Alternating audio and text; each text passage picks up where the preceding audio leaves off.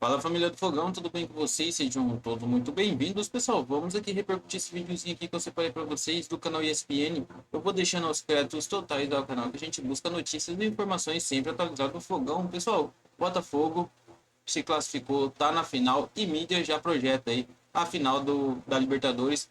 Botafogo contra Galo, num campo neutro, lá em Buenos Aires. Bora acompanhar esse vídeo até o final, que está topíssimo. Mas antes, vou pedindo um favorzinho para você que se inscreva no canal. Se você ainda não é inscrito, deixa o teu like e aquela moralzinha naquele comentário, o que vocês acharam aí.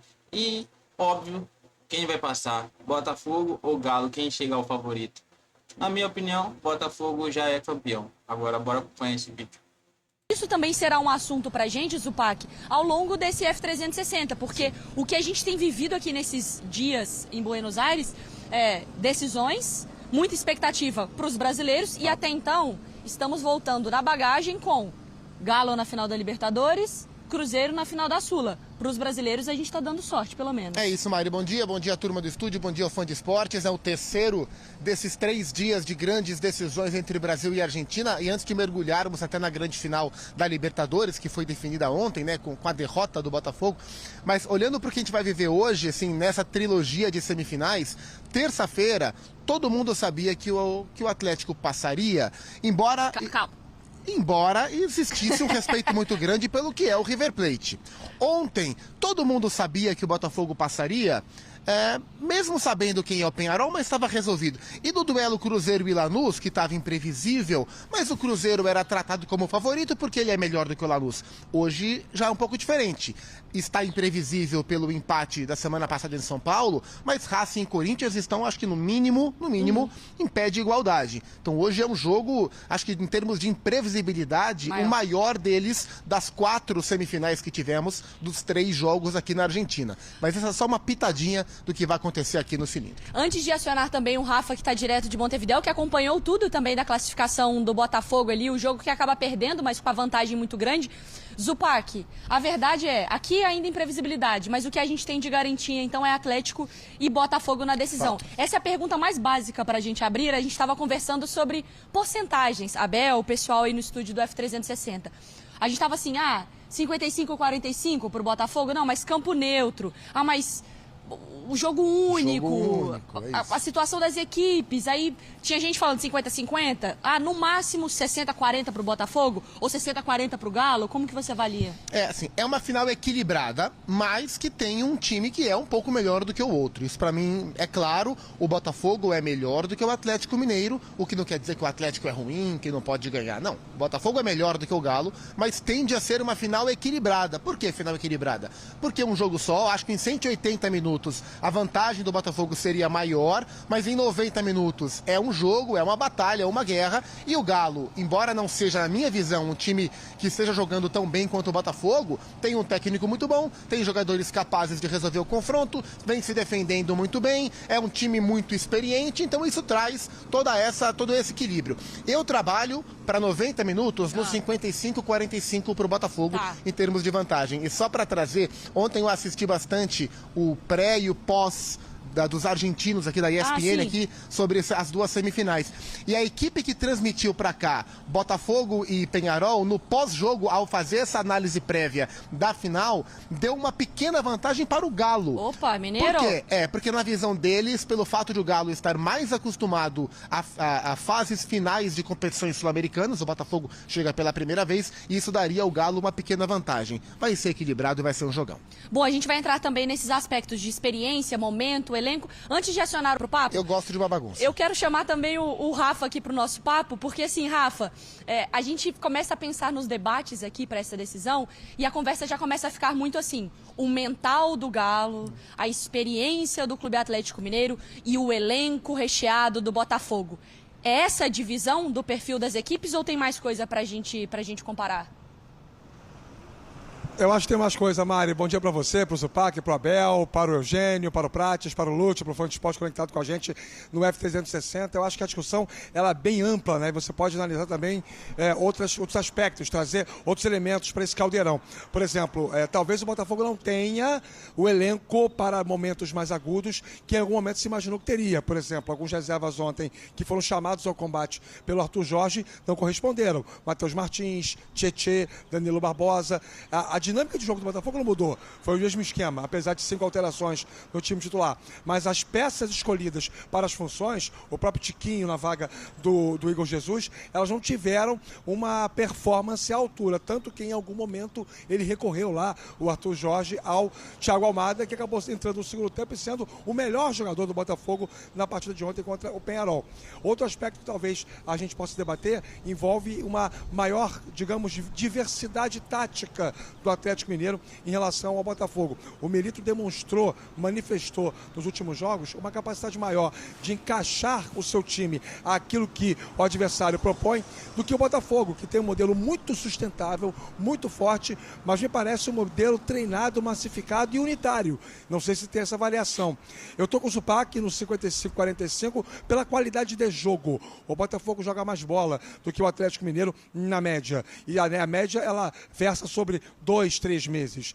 O Galo chega a essa decisão de Conmebol Libertadores passando por várias situações muito complexas, vários jogadores ausentes em função de contusão, serviços das suas respectivas seleções. O Botafogo também sofreu, mas sofreu menos. E aí, até o jogo de ontem, eram 14 partidas de invencibilidade. E faltam 30 dias, 29, para a decisão que vai acontecer numa linha reta, aqui à minha esquerda, a 212 quilômetros daqui, em Buenos Aires, né? Do outro lado dessa margem, se bem que o Rio da Prata, né, geograficamente, não é propriamente o Rio nesse setor, porque não tem o lado correspondente, a outra aba do Rio. Mas à minha esquerda, 212 quilômetros, em linha reta, fica Buenos Aires. E aí, lá acontece a decisão da Conmebol Libertadores no dia 30. E até lá, meus amigos, e eis um terceiro elemento, ou quarto, que eu queria colocar nesse nosso caldeirão, o caldeirão da Mari, muita coisa vai acontecer. Você tem um Atlético Mineiro disputando uma final de Copa do Brasil contra o Flamengo e você tem um Botafogo disputando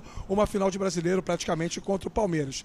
Elementos não faltam para essa reta final de temporada para as duas equipes. Ô, Rafa, e eu quero até falar, o Eugênio Leal, me ajuda, Eugênio, porque assim, Diga, quando a gente Mari. pensa em final de Libertadores e tem muita coisa pra acontecer, o quanto que o que as equipes fizeram na semifinal afeta numa decisão, ou pela distância do tempo, pela condição do jogo. Dá pra falar assim, o Galo saiu mais fortalecido do jogo, o Botafogo saiu pelo 5-0, ou isso pouco vai entrar na conversa quando a gente pensa que o jogo é daqui a... Que dia que é hoje? Um mês. Um mês. Um mês. Pense bem para você responder, porque você está no F360 e você está também no Caldeirão da Mari. Por Vai lá, favor. arrebenta aí. Loucura, Ô, Mari, eu loucura, acho que é a loucura. segunda opção. Eu acho que pouco importa, são adversários diferentes, são dinâmicas diferentes, né? De jogos em ida e volta. Agora é um jogo só.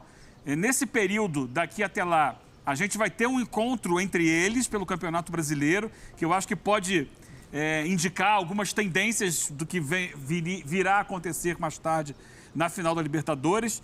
Tem que ver, nesse período, como é que os times vão se projetar, se vai ter jogador lesionado. Às vezes você perde um jogador importante nesse período. Se vai ter Tem isso, né? Tomara que não. Mas pode acontecer, tanto para um lado quanto para o outro. Vira Que essa boca impacto pra lá. isso vai gerar no desempenho da equipe e na armação da equipe. Até retornos, né, Eugênio? Também. Porque assim, o Zarate está se recuperando agora de lesão, uma outra peça, um trunfo pro Milito, por exemplo. O Eduardo no Botafogo. O voltando de Eduardo no lesão Botafogo. também. O próprio Júnior O Santos. próprio Júnior Santos, São jogadores que podem abrir o leque, né? Oferecer novas situações. Então, eu acho que é um período muito distante. Eu lembro sempre, Mari, daquela final entre Flamengo e Palmeiras. Acho que naquela ocasião a distância foi ainda maior entre a semifinal e a final. E durante aquele período, havia momentos em que o Flamengo estava mais forte, daqui a pouco o Palmeiras era mais forte, daqui a pouco voltava o Flamengo. E quando chegou na semana da final, o Palmeiras chegou mais forte para a decisão e acabou levando o título. Então é muita distância, é muita coisa que vai acontecer daqui até lá. Nesse momento, eu acho que não tem, assim, ficar conjecturando aqui quem tem vantagem. Tem vantagem nenhuma. São dois times muito bons, muito fortes, que vão para um jogo único. é mata e que tudo pode acontecer. Eu tô com o Eugênio, Mari, Zupac, Rafa e amigos. Não costumo muretar, mas hoje eu tenho que muretar. Já que eles falaram em porcentagem, hoje é 50-50. O Botafogo já mostrou um futebol mais vistoso, é verdade, tem mais elenco. Quando você tem mais elenco, eu acho que conta muito mais numa temporada, num pontos corridos, mas num jogo só, não dá para menosprezar um time que tem Hulk, Paulinho, Davidson, Arana, Scarpa. Para mim, hoje é pau a pau. Mas dizer pra que o mim, Botafogo hoje é levemente favorito, não menospreze nada o 50-50. Atlético. Muretei bonito, diga, Rafa. Não, Muretou sim. Eu acho que essas influências pratianas no programa, elas são constantes, né? Cada vez mais acentuadas. Eu estou decepcionado com os amigos, inclusive, porque eu esperava um pouco mais de ousadia e alegria. Você dizer que o Botafogo tem um leve favoritismo, que é o caso da minha opinião e a opinião do Zupac, não sei se também é a da Mari, do Lúcio, a gente dizer isso em relação ao contexto da final, não desmerece o Atlético Mineiro. É um favoritismo pequeno. Não. E o bom do futebol é que é o esporte coletivo que mais Rafa, derruba os favoritismos prévios, né? Mas no Racing e Corinthians eu vou ousar não, e aqui. assim... Aí eu quero ver, hein, Abel, mas eu acho que até o torcedor atleticano, ele também não gosta da ideia do favoritismo. Não né? me diga que eu vou ganhar, né? Ele trabalha muito bem, eu conheço muitos atleticanos que eles... A vantagem pode ser 3-0, 4-0, 5-0... Calma, não, eles são favoritos, deixa quieto. O torcedor do Atlético convive bem com essa ideia. E eu acho que também o que muda a nossa avaliação, ou também coloca uma certa cautela na nossa avaliação, que não é muretar, Abel, eu vou passar pano pra você hoje, é que também, eu acho que o jogo único traz isso. Claro que Quando sim. você pensa em 2 jogos, você pensa num Botafogo muito confortável no Nilton Santos, e você pensa, por exemplo, num Botafogo, para pensar num favoritismo do Botafogo, muito confortável também jogando em transição. Sim. Um Galo, que também sabe jogar muito bem fechadinho, mostrou nessa Libertadores, fora de casa, e fazer o seu jogo dentro de casa, o jogo único é o dia. É o dia, e olhando assim pro time do Galo, e aí eu acho que onde há uma pequena diferença a favor do Galo nas duas equipes hoje, o sistema defensivo, o que não quer dizer que o Botafogo esteja mal, mas a gente vem olhando para séries de mata-mata, por exemplo, da competição, o Botafogo foi vazado contra o Palmeiras, foi vazado contra o São Paulo, foi vazado contra o Penharol. O Galo parou de tomar gol. Né? O Galo tomou 2, né? 2 em 6 jogos de mata-mata. O Galo tomou um gol do São Lourenço, na Argentina, tomou um gol do Fluminense no Maracanã. E não tomou mais. Não tomou do Fluminense na volta, não tomou do São Lourenço na volta. Não tomou do River. Não tomou do River. E isso passa... claro que existem os problemas ofensivos. O River é um time com graves problemas ofensivos. Mas isso, para mim, está diretamente ligado ao trabalho que o Galo fez de janela do meio do ano. Que não foi de jogadores... Não foi um trabalho de jogadores badalados, né? Quando você conta, ó, contratei Lianco, Fausto Vera, Alonso e Davidson. Bernard. E é que o Bernard já estava certo em janeiro, né? Não é uma janela que fala, opa, mudamos o patamar. Como foi com o Cruzeiro, por exemplo. Exato. Como foi com o próprio Botafogo, com o Thiago Almada, outros jogadores, Matheus Martins e outros jogadores. Mas esses caras, são 4 que eu falei, que chegaram no meio do ano, viraram titulares e deram um corpo para um time que era notadamente técnico e ofensivo, com os caras de frente que o Galo já tinha. O trio de zaga formado por Lianco, Batalha e Alonso virou uma fortaleza pro Atlético Mineiro. E num confronto de mata-mata, num jogo só, contra um time tão poderoso quanto o Botafogo, você ter uma defesa sólida como o Galo vem mostrando, pode travar o jogo, pode mudar a característica do duelo. Então, assim, 55-45 é um jogo equilibrado, é um jogo imprevisível, né? Não tá desmerecendo ninguém nessa conversa, né? E a grande dúvida é quem vai com a camisa número 1, quem vai de listrado. Essa é a mais relevante das dúvidas. Vai Botafogo, o Atlético, tá, gente? O Botafogo já sabe disso, viu, Zupac? É importante até você terminar esse gancho, porque ontem eu conversei com algumas pessoas no informação, a não ser que o Galo não queira. O Galo tem a prerrogativa por ser quem está à esquerda na tabela oficial do Conmebol. O jogo é Atlético Mineiro e Botafogo. Então o Botafogo já sabe que o Atlético tem a prerrogativa de escolher o seu uniforme principal. Então o Botafogo, óbvio que isso vai ser conversado entre as duas equipes. Teremos aquela habitual reunião pré-jogo, né? Que vai acontecer provavelmente umas 2 semanas antes da partida do dia 30 de novembro. Mas o Botafogo trabalha com a seguinte realidade. O Atlético vai jogar de camisa listrada, com o calção preto e o meião branco. E aí o Botafogo vai jogar de camisa branca, com o calção branco e o meião cinza ou preto. E isso aí até versa um pouco sobre a superstição alvinegra do Rio de Janeiro, característica, né? O Botafogo é um clube muito supersticioso, porque o último título que o Botafogo conquistou foi o Campeonato Carioca de 2018 em cima do Vasco, com o uniforme todo branco. né? Então já tem torcedor já imaginando a mesma coisa num nível muito mais elevado, que é ganhar a Libertadores pela primeira vez na história. Então, a menos que o Atlético não queira, a menos que o Atlético não queira jogar com seu uniforme tradicional, vai ser o Atlético de Alvinegro e o Botafogo de branco. O Prates sabe muito da mística, né, Prates? A gente conversa muito sobre a magia. E se o Botafogo gosta... Prates é da magia? Ele é. Ele sabe muito bem. Ele conhece quando a gente conversa. A gente sempre fala muito sobre a mística, né, Rafael né, Prates Copperfield. E se pro Botafogo... vai devagar. Se tá tudo bem... Se tá tudo bem pro Botafogo jogar de branco, o Atlético, ele tem uma questão com o uniforme branco. Ele normalmente não gosta. Eu fui ensinada... que quando o Atlético entrava com um uniforme branco, o meu pai, que é atleticano, não sei se você sabe, ele falava, uniforme branco não é bom sinal, Ninguém viu, Prates? percebe isso. Não, eu respeito muito isso. A informação do Rafael Marques é extremamente importante. A gente está brincando aqui, mas até a gente discutia na primeira hora do programa, Mari, essa situação de quem teria o uniforme principal, de quem seria o mandante da final, né? O Rafael trouxe a informação agora. Então o Galo fica à esquerda, né? Naquela situação de Comebol, né? Que sempre tem um mandante. Uma ação importantíssima essa, decisiva. Não, pra mística... E todo mundo tava nessa dúvida. E olha, eu vou te contar, daqui a 30 dias... A gente Repórter é pode, assim. obviamente, a gente vai mudar de opinião. Vamos ser sinceros com o fã de esportes. Esse negócio que vai falar que o time é favorito hoje, daqui a 30 dias... Por isso que eu não assumi favoritismo. Em 30 horas muda de Agora, opinião, Prates, você imagina em 30 você dias. que conhece da magia, Agora, eu queria a sua opinião, e especialmente da Mari. Porque a análise do Zupac é perfeita. O Atlético era um time muito forte do meio para frente e tinha dificuldades atrás, não só na defesa, como na transição da defesa para o ataque. Ele tinha muitos problemas para sair jogando lá de trás. E esses jogadores que chegaram melhoraram muito isso. Mas na história deste ano, do Atlético, em 2024... Clube Atlético Mineiro, Eugênio, há fala o nome uma inteiro. personagem decisiva. Decisiva. Qual é a personagem? Aquela menininha, que inclusive lembra a Fadinha, que deu uma entrevista... Participou aqui do Sport Center. Deu uma entrevista lá atrás, Participou dizendo aqui. que tinha que mandar Minha embora filha. o Filipão, o Gemerson, o Patrick e o Edenilson. Chamada de Marizinha Os em três BH. Ela participou pateta. aqui.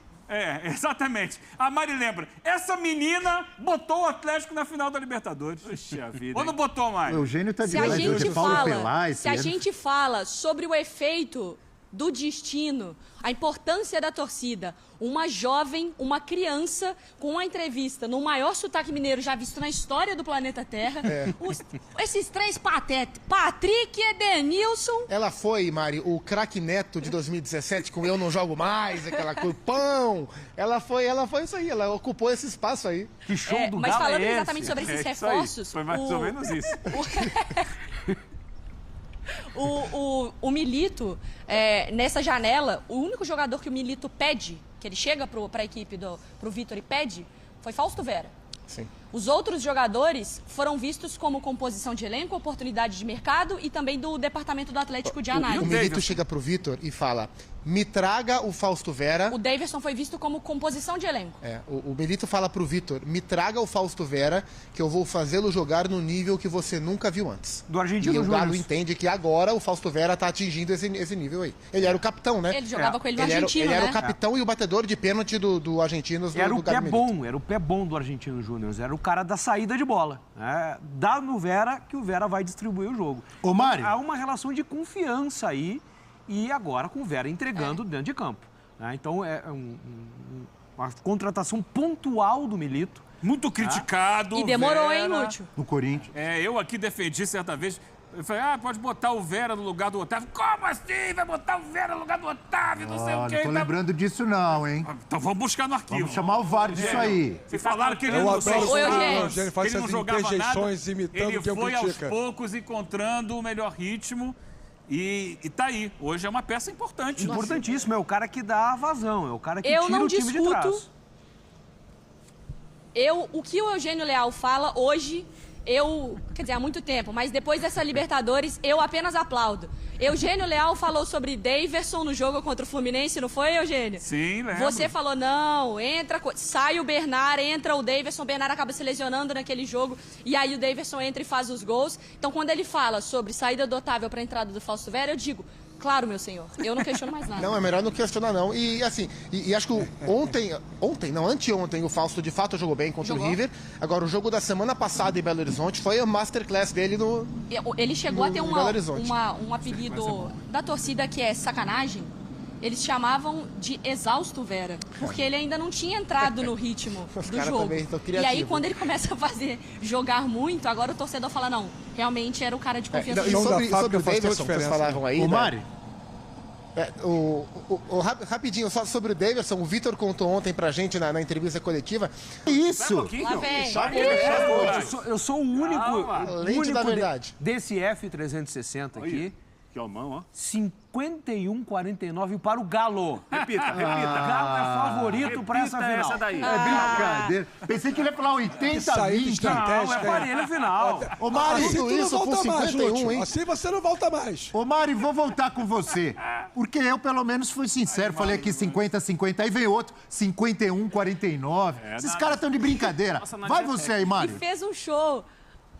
Ó, vou falar pra vocês. Eu confesso que eu tava no 55-45 Botafogo, mas com a informação do uniforme do Atlético, que não será o branco, será o preto e branco, eu colocarei, então, 50-50. E preciso dizer mais. Quando começou ali a fase do mata-mata, eu fui perguntada pelas redes sociais, que é sempre uma pegadinha, Sempre. quem eu acharia que seria o campeão da Libertadores. Eu, como pouco mureta e pouco... Eu não tenho muita fé nessa coisa, né, de mística, do poder da palavra, Não nem tem, não. nada. Cética. Eu falei, River Plate, o campeão. Recebi uma enxurrada de mensagens de torcedores do Atlético dizendo, você agora, eu quero ver, você falou que o River que iria ser campeão, você deve não, estar mas o muito Prati triste. Eu explica falei, isso, estou Mari. muito Realmente. Zica triste reversa. de ter errado o meu palpite. O Prati tem explicação simples pra isso. Quando você apostou no River Plate, era o quê, Prati? Zica reversa. Era zica reversa na lata. Não, tem era pra ninguém. análise. Isso aí nem precisa de muito tempo. É o pra próximo explicar livro do isso. Prati, ele vai fazer o livro já nas livrarias. E também livrarias online. O poder Ô, da Ti. zica reversa. Então é isso, né, torcida? Vamos aqui repercutir aqui a mais uma notícia. Pessoal, análise, Botafogo não faz grande... Desculpa. Botafogo não faz grande e carimba ali vaga na sua primeira final da Libertadores. Pessoal, o Botafogo se classificou aí para a primeira final da Libertadores e fez a história aí. E está a 90 minutos ali de poder conquistar a América pela primeira vez. Mesmo perdendo ali por 3-1 pelo Peñarol na quarta-feira, o estádio Centenário, o Alvinegro se classificou aí por conta de ter goleado o primeiro jogo por 5-0. Por conta da elasticidade no placar, a equipe entrou em campo com a impressão ali de estar com a cabeça no próximo duelo. Em meio a isso, o técnico Arthur Jorge começou com 5 titulares no banco. O zagueiro Barbosa, o volante Gregory e os atacantes Luiz Henrique e Igor Jesus estavam pendurados e o meio Thiago Almada foi poupado. E com isso o Alvinegro foi a campo com um time misto, mesmo com uma diferença de 5 gols no agregado. Peñarol foi para cima com o apoio da sua torcida e isso teve efeito dentro da partida. Os comandos ali de Diego Aguirre rondaram ali a área e incomodaram o Alvinegro, tendo registrado 16 arremates ali só na primeira etapa. O Carboneiro ali era dinâmico e explorava os extremos do campo e conseguia incomodar assim. O meia Léo Fernandes era responsável por ditar ali o ritmo do ataque. Ele armou jogadas e buscava espaços. Com 5 jogadores diferentes de seu time considerado titular, o Alvinegro teve um time, ou melhor, o primeiro tempo ali abaixo e não conseguia encaixar o que tinha dificuldades para segurar a posse de bola. Tiquinho estava bem marcado e não conseguia fazer o pivô. Pelo lado esquerdo, Alex Telles e Matheus Martins não trazem dinâmica. O time uruguaio abriu o placar em lance individual. Léo Fernandes acionou Baez na intermediária e ele acertou um chute para a rara felicidade de longe, sem chances ali para John. E que até chegou ali a tocar na bola, né, pessoal? Mas foi na gaveta. Após o gol, o Peñarol seguiu pressionando no embalo de sua torcida e Pérez acertou um cabeceio na trave mesmo recuado. O Alvinegro conseguiu segurar a pressão e foi para a segunda etapa perdendo com uma vantagem mínima no placar. Melhor na segunda etapa, o Botafogo voltou para a segunda etapa tendo a vantagem numérica em campo após a guerra e ter sido expulso no intervalo por agressão a John. Fora isso, o Arthur Jorge colocou o Almada em campo. Com a entrada do argentino, o Alvinegro passou a ter mais a posse de bola e passando ali por mais tempo no campo de ataque. O camisa 18 deu mais força ao lateral direito de ataque e ajudava a quebrar a linha de defesa do adversário. O Alvinegro chegou ali a ter um pênalti assinado, mas após a revisão de VAR, Pierro Maza desmarcou. A equipe uruguaia estava em um dia feliz e com a pontaria calibrada. Com isso, Baez marcou o segundo gol em outra bela finalização de fora da área, em uma das poucas finalizações do Carboneiros na segunda etapa. Em meio a isso, o Arthur Jorge mexeu no time com a entrada de Matheus Ponte e Eduardo nos lugares de Vitinho e Tietê, respectivamente, e depois ali os amarelados Bastos deu lugar a Alan. Com isso, Danilo Barbosa foi promovido para zagueiro. Mesmo assim, o Alvinegro sofreu outro golpe com a expulsão infantil de Matheus Ponte, depois de cometer duas faltas duras ali em 1 minuto. Após a expulsão, Arthur Jorge fez sua última substituição com a entrada de Alexander Barbosa em um dos pendurados ali. Isso fez Danilo sair da zaga, voltar para o meio e dar ali mais calma na saída de bola. Mesmo sem velocidade no ataque, o Alvinegro foi perigoso nos contra-ataques. Primeiro, Tiquinho lançou para Marlon Freitas em velocidade que bateu para a boa defesa de Amores. Na segunda, a entrada de Barbosa se promoveu benéfica, porque o zagueiro argentino fez um lançamento de trivela que achou Thiago Almada. Ele conduziu até a área e tocou para Marlon Freitas, que devolveu para o camisa 18 e empurrou para o gol vazio na segunda trave. E, no entanto, o alívio alvinegro não durou muito tempo, demorou muito tempo, e os uruguaios ampliaram ali. Nova jogada seguinte ali ao gol. Pérez lançou ali e pegou a defesa botafoguense desprevenida e achou Batista, que desanimou dominou com categoria para marcar ali o terceiro. Após o terceiro, os Carboneiros ali pressionaram, mas não conseguiram assustar e tiraram o conforto da vantagem no agregado. Com sua primeira classificação para a final da Libertadores, o sonho do Botafogo de conquistar a América de forma inédita continua vivo. Agora o Glorioso ali irá enfrentar o Atlético Mineiro na decisão no dia 30 de novembro no Estádio Monumental de Núñez, em Buenos Aires. Pessoal, então é isso que eu queria trazer para vocês. Se você chegou até aqui, deixe seu comentário. Se ainda não deixou seu like, deixa seu like, que nos ajuda muito aí na plataforma, no engajamento do vídeo também. E se ainda não é inscrito, pessoal, que se inscreva no canal, dá essa moralzinha pra gente, se inscrever no canal. Acione aquele sininho de notificações, porque assim que a gente postar algum vídeo, algum conteúdo, você já fica sempre atualizado de tudo que acontece aí com o Fogão. Fique com Deus e até a próxima notícia. Valeu, pessoal!